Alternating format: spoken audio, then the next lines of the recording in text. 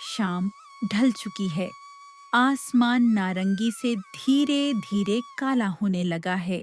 गांव के घरों में दिए जलने लगे हैं, लेकिन मीरा के घर में अब भी अंधेरा है। मीरा दरवाजे पर खड़ी है। उसकी आंखें रास्ते पर टिकी हैं, लेकिन इस बार वो सिर्फ रघु का इंतजार नहीं कर रही, वो एक मौके का इंतजार कर रही है, किस्मत बदलने के मौके का। मीरा सामने वाले पक्के घर को देखती है, जहां से हंसी की आवाजें आ रही हैं। देखो तो, शांति के घर में आज फिर खुशियां हैं। नए कपड़े, अच्छा खाना और एक मैं हूँ जो हर रोज उसी पुराने कपड़े में जिंदगी काट रही हूँ। क्या कमी है मुझ में? क्या मैं अच्छा जीवन नहीं जी सकती? क्या मैं हमेशा ऐसे ही गरीब रहूंगी? उसकी आंखों में गुस्सा और लालच दोनों साफ दिखते हैं। नहीं, अब नहीं। अगर किस्मत खुद नहीं बदलेगी, तो मैं उसे बदलवाऊंगी। तभी दूर से रघु आता हुआ दिखाई देता है। मीरा की आंखों में अचानक चमक आ जाती है। बस रघु, आज कुछ अच्छा बोल देना, बस एक मौका मिल जाए। रघु थका हुआ घर आता है। उसके कंधे झुके हुए और चेहरा उदास है। क्या हुआ रघु? आज कुछ कमाया या फिर वही खाली हाथ लौट आए? मीरा, आज काम तो मिला, लेकिन उससे भी बड़ी बात सुनने को मिली। अरे सीधा सीधा बताओ ना, क्या बात है? गांव में एक साधु बाबा आए हैं। लोग कहते हैं वो जिसकी किस्मत छू ले, उसकी जिंदगी बदल जाती है। क्या मतलब? एक पल में सब कुछ बदल सकता है? हाँ, लेकिन मीरा, मैंने ये भी सुना है कि वो बदले में कुछ मांगते हैं। मांगते हैं तो मांगने दो, हमारे पास है ही क्या देने के लिए। मीरा रघु की आंखों में देखते हुए बोलती है।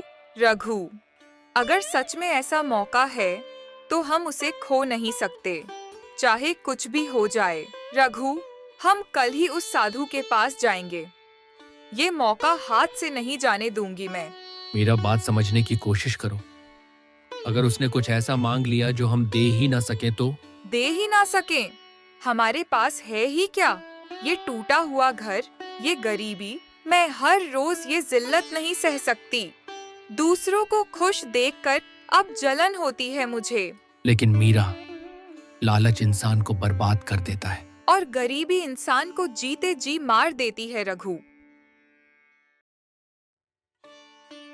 तुम बस मुझे उस साधु के पास ले चलो, चाहे कुछ भी कीमत क्यों ना चुकानी पड़े, मैं तैयार हूँ। रघु उसकी आंखों में देखता है। वहां डर नहीं, सिर्फ लालच और जिद है।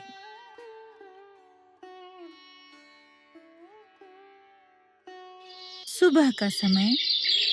मीरा की आंखों में रात से ही एक बेचैनी है, लेकिन अब वो बेचैनी लालच में बदल चुकी है। चलो रघु, आज ही उस साधु के पास चलते हैं। देर नहीं करनी चाहिए। मीरा, मुझे अच्छा नहीं लग रहा, कुछ गड़बड़ है। तुम डरते रहो, मैं अकेली ही चली जाऊंगी। ऐसा मौका बार बार नहीं मिलता। रघु भी मजबूरी में उसके साथ चल पड़ता है।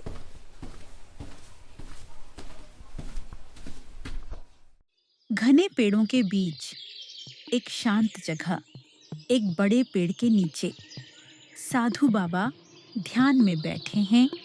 चारों तरफ अजीब सी शांति। मीरा आगे बढ़ती है। रघु थोड़ा पीछे रुक जाता है। बाबा, मैं आ गई। मुझे अमीर बनना है। मेरी किस्मत बदल दीजिए। मुझे पता था तुम जरूर आओगी। रघु घबराकर बोलता है। बाबा, हमें कुछ नहीं चाहिए, हम बस ऐसे ही आ गए। चुप रहो रघु, तुम हमेशा डरते ही रहो। तुम्हें दौलत चाहिए, सुख चाहिए, सब मिलेगा, लेकिन तुम्हें अपनी सबसे कीमती चीज देनी होगी। मैं तैयार हूँ बाबा, आप जो कहेंगे मैं दूंगी। मीरा, पहले सुन तो लो, ये क्या मांग रहे हैं? मुझे कुछ नहीं सुनना, मुझे बस अमीर बनना है। साधु की आंखों में खतरनाक चमक आती है।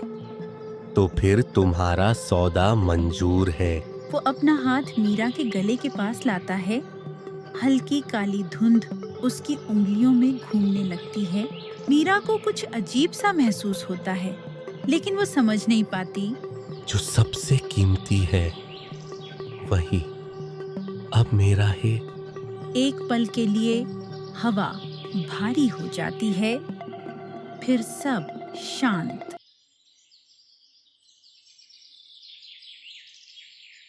जाओ, कल सुबह तुम्हारी दुनिया बदल जाएगी। मीरा खुश हो जाती है। उसे लगता है सब ठीक है। धन्यवाद बाबा, अब हमारी किस्मत बदल जाएगी। दोनों वहां से वापस चले जाते हैं। अगली सुबह की पहली किरण, पंछियों की हल्की आवाजें। मीरा जैसे ही चारों तरफ देखती है, उसकी आंखें हैरानी से फैल जाती हैं। जहां कल तक टूटा हुआ कच्चा घर था, आज वहां एक बड़ी हवेली खड़ी है। चारों तरफ चमचमाते गहने, महंगे कपड़े, सोने चांदी के बर्तन।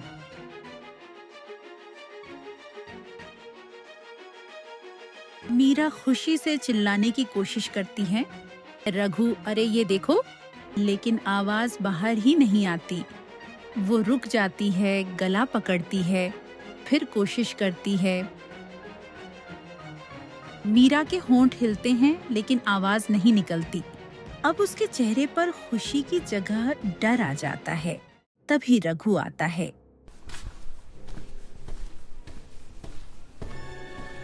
मीरा, ये सब क्या है? वो चारों तरफ देखकर दंग रह जाता है। हमारा घर, ये सब सच है क्या?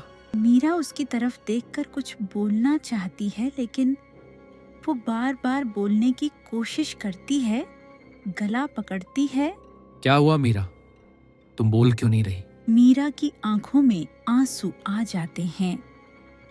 वो सिर हिलाकर बताती है कि आवाज नहीं निकल रही। नहीं, ये कैसे हो सकता है? अचानक मीरा के दिमाग में कल का पल घूमता है। जो सबसे कीमती है वही अब मेरा है। मीरा की आंखें डर से फैल जाती हैं। अब उसे समझ आता है, साधु ने उसकी आवाज ले ली है। उसकी आंखों से आंसू बहने लगते हैं। चारों तरफ दौलत है, लेकिन वो कुछ कह नहीं सकती।